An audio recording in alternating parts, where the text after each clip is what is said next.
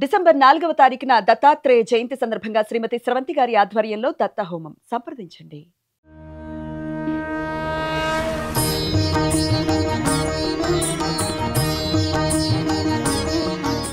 శరణాగతి మార్గం కార్యక్రమానికి స్వాగతం. ఇవాళ మనం ఈ భక్తి డివోషనల్ వీడియోస్ చేసే క్రమంలో అందరికీ వర్తించే వీడియో ఇది. సహజంగా మనం స్వామికి పూజ చేసే ముందు చక్కగా అలంకరించి పూజ చేయాలి అని కోరుకుంటాం. నాకు కూడా అలంకరణ నిండుగా ఉంటే ఏదో ఒక సాటిస్ఫాక్షన్ ఉంటుంది. ప్రత్యేకంగా పర్సనల్గా కూడా మాట్లాడతాం. దానికి సంబంధించి మనం ఇంట్లో పూల మొక్కలు పెంచుకుంటాము, లేదా బయట నుంచి బజార్కి వెళ్ళి తెచ్చుకుంటాం. ఇంతవరకు బాగానే ఉంది కదా. కానీ కొంతమంది అలా రోడ్డు మీద నడుచుకుంటూ వెళ్ళి ఎవరి పెరట్లో అయితే మొక్కలు వాళ్ళ ఇంటి ప్రాంగణం కాకుండా రోడ్డు మీదకి విస్తరిస్తాయో వాళ్ళకి తెలియకుండా, ఆ ఇంటి యజమానులకు తెలియకుండా పూలని కోసి దొంగతనం చేసి చాలా చోట్ల మనం చూస్తూనే ఉంటాం. ఆ పూలని దొంగతనంగా తెచ్చి స్వామికి నివేదిస్తూ ఉంటారు. స్వామికి దాంతో వాటితో పూజ చేస్తూ ఉంటారు. అసలు ఇది కరెక్టా కాదా? మొన్న ఆ మధ్య ఈ విషయం గురించి తెలుసుకుంటే ఇది ఒక పెద్ద దోషం అని విన్నాను. ఇది నిజమో కాదో దీనికి సంబంధించి మనతో మాట్లాడడానికి వైష్ణవ ధర్మ ప్రచారకురాలు పద్మజ రామానుజదాస్ గారు ఉన్నారు. అమ్మా నమస్కారం. నమస్తే అండి. స్వామి అలాంటివి కూడా లెక్కిస్తారా అమ్మా? తప్పకుండా. ఆ సాక్షాత్తు శ్రీకృష్ణుడే వెన్న దొంగ కదా, మరి మనం ఆయన పూజ కోసం తీసే పూలని దొంగలిస్తే తప్పేంటి? ఆయన వెన్న దొంగతనం చేసింది దేనికోసం? తన ఆశ్రితుల స్పర్శ కలిగినటువంటి వెన్న అంటే ఆయనకి ఇష్టం కాబట్టి ఆ ఆశ్రిత స్పర్శ కలిగిన వెన్నని దాన్ని దొంగతనం చేసి ఆరగించడం ద్వారా వారికి తరింపజేశాడు, ముక్తినిచ్చాడు. ఇక్కడ మనం వాళ్ళ పూలు మనం తస్కరించి తీసుకురావడం వల్ల వాళ్ళని ఏం తరింపజేస్తామండి? చెప్పాలంటే ఇండైరెక్ట్ గా చెప్పాలంటే మనం చేసే పూజల సగభాగం వాళ్ళకి వెళ్ళిపోతుంది. అలా తరింపజేస్తామేమో. కానీ వాళ్ళ అనుమతి తీసుకోకుండా దొంగతనంగా పూజ చేసుకోవడం ద్వారా వాళ్ళు మనసు కష్టపెట్టుకుంటారుగా. అది ఎంతవరకు ఫలిస్తుంది? ఆ చేసినటువంటి పూజ మనకు అక్కడికే రాదు అసలుకి. ఎప్పుడైనా సరే అవకాశం ఉంటే మనం పెంచుకోవాలి, అవకాశం లేదు బయట కొనుక్కొచ్చుకోవాలి, లేదు అభ్యర్థించి వాళ్ళని అడిగి తీసుకొచ్చుకొని మనం సమర్పించుకోవచ్చు. అలా కాకుండా దొంగతనంగా వాళ్ళకు కూడా ఉంచకుండా, వాళ్ళ పెరుమాళ్ళకు కూడా ఉంచకుండా ఆ చెట్టు మొత్తం మనమే దులిపేసేయాలని అంత. అంటే ఇక్కడ ఒక మళ్ళీ చిన్న క్లాజు, వాళ్ళకి ఉంచి మిగిలిన మనం తస్కరించచ్చా? లేదు, ఎప్పుడైనా సరే వాళ్ళని కనుక్కొని వాళ్ళ పర్మిషన్ తీసుకునే తీసుకోవాలి. అది పద్ధతి కదా. అది వాళ్ళ పుష్పాలు. వాళ్ళు ఆ రోజున ఇంకా విశేషంగా సమర్పించాలనుకున్నారేమో, ఇంకెవరికైనా ఇవ్వాలనుకున్నారేమో, వాళ్ళంతటా వాళ్ళు ఇస్తే ఓకే. మనం వాళ్ళని అడగకుండా దొంగతనంగా కోసుకురావటం అనేది మాత్రం ఎప్పటికీ దోషమే. అంటే దానికి ఫలితం ఏమిటో తెలుసా? అడవిలో కోతిగా ఉంటారు. అయ్య బాబోయ్! గరుడ పురాణంలో స్వయంగా శ్రీ మహావిష్ణువే గరుడికి చెప్పినట్లుగా ఈ విశేషం చెప్పారు ఒక శ్లోకంలో. ఏమని? పక్కింటికెళ్ళి పువ్వులు గనక మనం దొంగతనంగా, పూలు గాని తాంబూలం గాని పళ్ళు గాని దొంగతనంగా కోసుకొస్తే అడవిలో కోతుల్లాగా పుడతారు.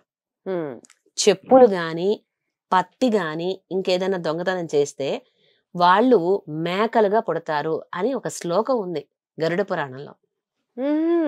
ప్రమాణం కూడా ఉన్నది. అటువంటి విశేషమైనటువంటి స్వయంగా శ్రీ మహావిష్ణువే గరుడికి చెప్పాడంటే అర్థం చేసుకోండి. అమ్మ బాబోయ్, ఇంతుందా? గుడి దగ్గర చెప్పులు దొంగలందరూ మేకలుగా పుడతారనమాట. కాబట్టి ఎప్పుడు కూడా దొంగతనం అనేది అసలు మంచి పద్ధతే కాదు. చక్కగా మన ఇంట్లో పూసినటువంటి పువ్వులు సమర్పించాలి.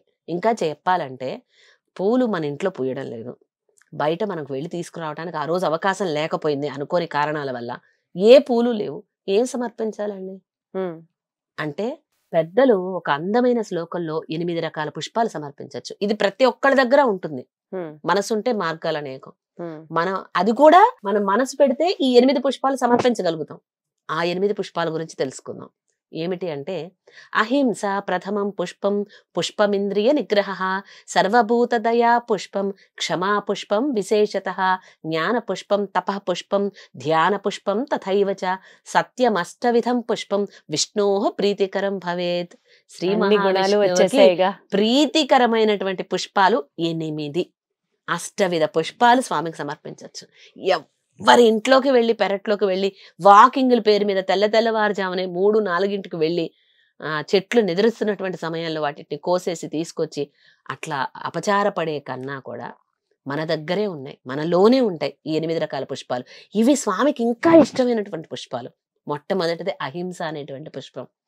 ఈ అహింస పుష్పం అంటే కత్తి తీసుకువెళ్ళి నేరుగా ఎవరినో చంపితేనో, లేకపోతే వాడికి ఏదైనా ఎలా అంటే దోషం తలపెడితేనో కాదు హింస అనేది.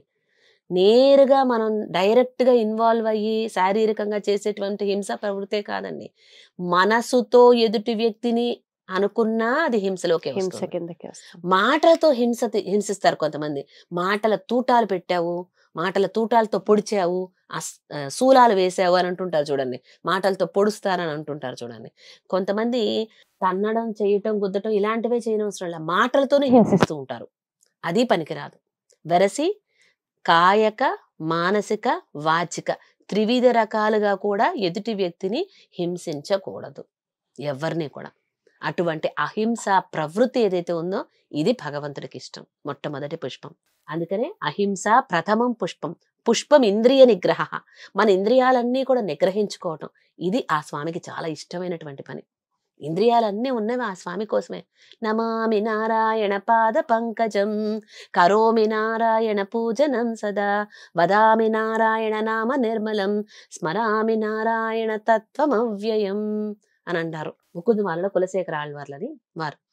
మరి చూడండి, నమామి చేతులు ఉన్నందుకు స్వామికి నమస్కారం చేయాలి, ఆ స్వామిని పూజన చేయాలి. కరోమి అలాగే ఆయన యొక్క నామాన్ని మనం వల్లెవేయాలి, ఉచ్చరించాలి. నోరు ఉన్నందుకు స్వామి నామం పలకాలి, మనసులో స్వామిని ధ్యానం చేయాలి. కాబట్టి ఇంద్రియాలన్నిటినీ కూడా భగవంతుడి మీద లగ్నం చేయాలి. ఇదే ఇంద్రియ నిగ్రహం. అటు ఇటు మనసును పోగొట్టుకోకుండా మనసంతా స్వామి మీద సమర్పించడం. పూజలో ముఖ్యంగా చేయవలసింది ఇదే. అందుకే 2 ఒత్తులు ఒక దగ్గరికి చేర్చి చేసే కారణం మనం దీపారాధన.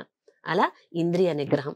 అహింస ప్రథమం పుష్పం, పుష్పం ఇంద్రియ నిగ్రహ, సర్వభూత దయా పుష్పం. అన్ని భూతముల మీద అంటే అన్ని ప్రాణుల మీద కూడా దయ చూపించాలి. ఇది ఖచ్చితంగా కావాల్సినటువంటిది. మనతో పాటు అవి కూడా ఈ భూమి మీద జీవించడానికి సమానమైన అర్హతను కలిగి ఉన్నాయి. వాటన్నిటిని చంపేసి మనం పూజ చేసుకోవటం అది కాదు. అన్నిటి మీద, అందరి జీవుల మీద దయ అనేది చూపించాలి. సర్వభూత దయా పుష్పం, క్షమా పుష్పం విశేషత. క్షమ ఇది చాలా కష్టమైనటువంటిది, కానీ అలవర్చుకుంటే ఎంతో తృప్తినిచ్చేటువంటిది. నన్నన్నారు అంటూ ఎదుటి వ్యక్తి మీద పడిపోవడం కంటే వాళ్ళని క్షమించడం అలవాటు చేసుకుంటే ఇది కొంచెం కష్టమైనా చాలా ఉత్తమమైనటువంటి పుష్పం. భగవంతుడికి సమర్పించవలసిన ముఖ్యమైన పుష్పం. క్షమాగుణం ఖచ్చితంగా ఉండాలి. భూదేవిని చూసి నేర్చుకోవాలి. నిత్యం తొక్కుతూనే మనం ప్రారంభం చేస్తాం రోజుని. అసలు మొదలు పెట్టడమే కాలు భూమి మీద పెట్టి. అయినా భూమిదేవి ఎంత చక్కగా మనల్ని అందరినీ కూడా క్షమించి భరిస్తుంది. ఈ క్షమాగుణం, సహనం ఇవి మనం అలవర్చుకోవాలి. ఈ క్షమాగుణం స్వామికి సమర్పించాలి ఒక పుష్పం కింద. ఇక 5వది జ్ఞాన పుష్పం. చక్కగా భగవంతుని సంబంధించినటువంటి జ్ఞాన సముపార్జన సాగుతూ ఉండాలి. ఆ స్వామిని గురించినటువంటి కొంచెమైనా జ్ఞానం, మనం ఎవరు, ఆ భగవంతుడు ఎవరు, ఇవి తెలుసుకొని ఆ స్వామికి ఆ పుష్పాన్ని సమర్పించాలి. జ్ఞాన పుష్పం. తప పుష్పం. తపస్సు అంటే ఏమిటి? మనం ఇంద్రియాలని, మనసుని, బుద్ధిని అన్నిటినీ ఏకం చేయటం, ఇదే తపస్సు. తపస్సు అంటే ఒంటికాల మీద నుంచొని ఏది సముద్రంలోనో, నదుల్లోనో, లేకపోతే పర్వతాల మీద అగ్ని చుట్టూర పేర్చుకొని, ఇదే తపస్సు కాదు. మనం మనస వాచ కర్మణ చేసేటువంటి ప్రతి పని తపస్సుతో సమానం, యోగంతో సమానం అవుతుంది, యజ్ఞంతో సమానం అవుతుంది. కాబట్టి అలా ఇంద్రియాలన్నింటినీ ఏకీకృతం చేసి భగవంతుడి మీద లగ్నం చేసి తపస్సులాగా భగవంతుడిని ఆరాధన చేయాలి. అదే తప పుష్పం. ఇక ధ్యాన పుష్పం అంటారు, లేదా శాంతి పుష్పం అంటారు. నిరంతరం మనసు అల్లకల్లోలంగా పెట్టుకోకూడదు, శాంతంగా ఉండాలి. ఆ శాంతంతో భగవంతుని స్మరిస్తే ఆయన చక్కగా సంప్రీతుడవుతాడు. ఆయనకి ఇష్టమైన పుష్పం అది. లేదు, శాంతం అనే శ్లోకం మనకి పాఠ్యాంతరాలు ఉన్నాయండి శ్లోకాల్లో. కొంతమంది శాంతం అని చదువుతారు, కొంతమంది ధ్యానం అని చదువుతారు. ధ్యానం కూడా భగవంతుని మనసులో అలా ధ్యానం చేస్తూ సమర్పిస్తే ఆ పుష్పం, ఆ ధ్యానం అనేటువంటి పుష్పం ఆ స్వామికి ఇష్టమైనటువంటి పుష్పం. ఇక ఆఖరిది, last but not the least, సత్యం. ఎప్పుడు నిజమే చెప్పాలి.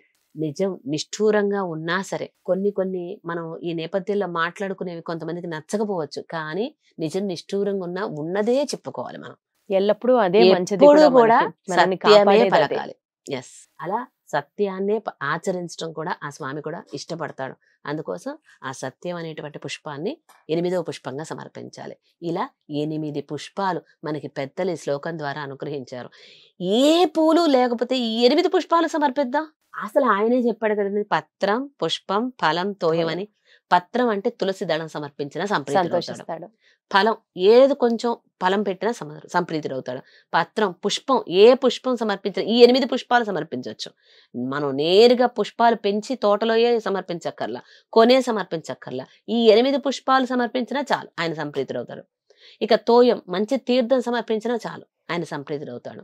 ఆయన కురువరుత్తు నంబి మట్టి పుష్పాలు సమర్పించాడండి. తెలుసు కదా, శ్రీనివాసుడికి మట్టి పుష్పాలు సమర్పించారు. కురువరుత్తు నంబి అంటూ మనకి అన్నమాచార్యుల వారి కీర్తనలో కూడా వినిపిస్తూ ఉంటుంది. అటువంటి మట్టి పుష్పాలు స్వామి స్వీకరించాడు. బంగారు పుష్పాలు సమర్పిస్తే అవి స్వీకరిస్తాడు. వెండి పుష్పాలు సమర్పిస్తే అవి స్వీకరిస్తాడు. అవేం లేకపోతే ఈ 8 పుష్పాలు ఇంకా ప్రీతితో స్వీకరిస్తాడు. ఏదైనా నిండు భక్తి ప్రేమ భగవంతుడి పట్ల ఆ కాన్సన్ట్రేషన్, అవే ఆయన స్వీకరించేది. కాబట్టి ఈ విధంగా భగవంతుణ్ణి ఆరాధన చేయటంలో బయట నుంచి తేవాలనో, పక్కింటికి వెళ్ళి కోయాలనో, వాకింగ్ పేరు మీద దొంగతనంగా తీసుకొచ్చి ఇలాంటి తప్పులు ఎప్పుడు కూడా చేయొద్దు. మనం వానరాలుగా పుడతాం, ఒకటి గుర్తుపెట్టుకోవాలి. మన పూజల్లో సగభాగం వాళ్ళకి వెళ్ళిపోతుంది. మనం అందులో ఏది ఊరికి పక్కన వాళ్ళకి ఇవ్వడానికి ఇష్టపడం కదా. అందుకోసం ఎప్పుడు కూడా మన పూజాఫలం వాళ్ళకి ఎందుకు వెళ్ళాలి అని ఒక పోనీ ఆస్వార్థంతో తీసుకున్నా కూడా పోయికండి. అదే కదా, మనం విష్ణు సహస్రనామం చదివేటప్పుడు అందులో ఒక లైన్ ఉంటుంది, జంతు సంసార బంధనాత్ అని ఒక లైన్ ఉంటుంది.